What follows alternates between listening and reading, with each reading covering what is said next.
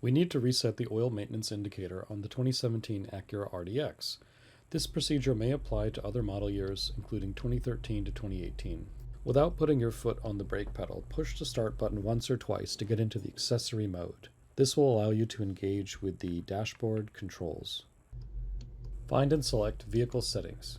Then, go to Maintenance Information. Use the Select Reset button to reset the oil life.